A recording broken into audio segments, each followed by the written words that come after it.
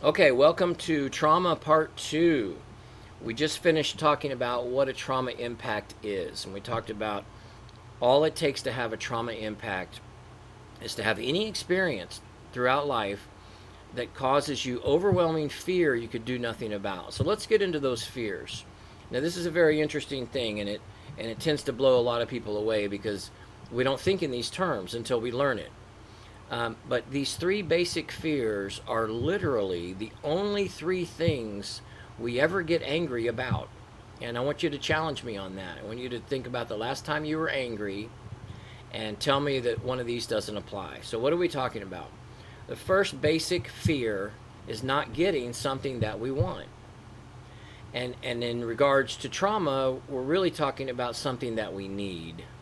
And we all have them. They're called needs. They're not wants. They're basic human needs, such as love and attention and approval and affection and honesty and stability and safety and security, respect. I mean, the list goes on and on and on. What's important for you is just think of maybe your top three. What are the three basic needs that are really significant in your life?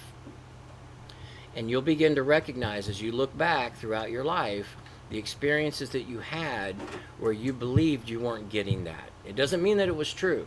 It doesn't mean, and that's the thing about trauma, is it doesn't have to be actually happening. It's a perception.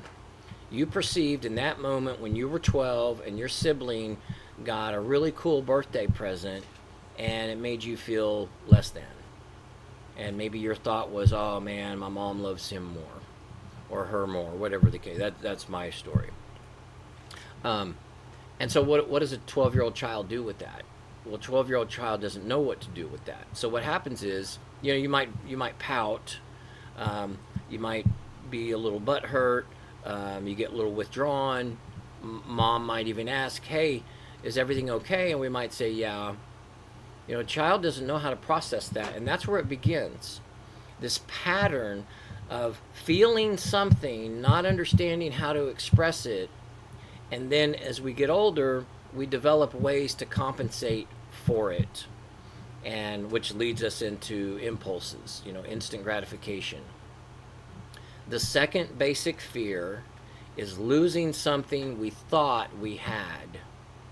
Okay, it's the same thing, it's the same list. Being in a situation or a relationship where you feel like you have love, but now you're not loved. Um, what might feel like conditional love. It certainly doesn't feel unconditional. It doesn't mean that it is conditional love.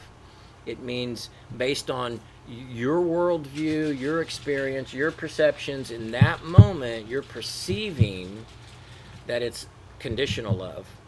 You come home and you've got a whatever, you're really excited about something, and the adult in your life says, not now, I don't have time for that.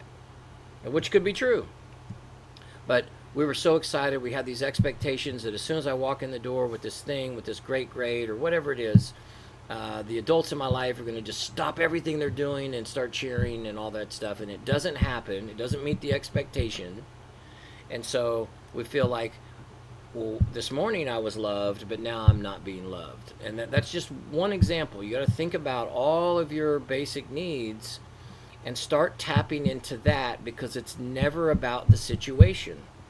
We can have difficult situations, and you can probably recall some in your own life where you look back and you recognize, man, that was a really tough situation, but there's no lingering unresolved pain from it because your mind could make sense of it, right? You understand that, well, I pushed the wrong button and this thing blew up and I lost two fingers, and your mind can make sense of that.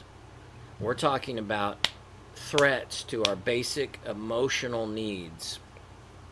The third one, and this is very prevalent among addicts, and that is getting caught for something that we did. Another way to think of that is getting caught for being who we are, right? And so addiction comes with so much shame. So we're constantly thinking about this, right? We're having our life experience through the lens of shame. Am I enough? Am I not enough? Well, these things over here prove that I am enough. But then there's these things over here that say that I'm not enough. So which am I? Which is it? Am I enough today? And that's one of the reasons that we start developing these people pleasing skills, and we become masters of people pleasing. We will go a mile and a half for somebody else, but we won't walk a block to help ourselves. Right? That is classic trauma impact, unresolved emotional pain. Okay, so let's end it. That's part 2 of our trauma series. Thank you guys for watching. Thank you for being a part of the Justin's Lighthouse Lifeline, or Recovery Lifeline. I'm still learning it. Stay tuned for part 3. Thank you all.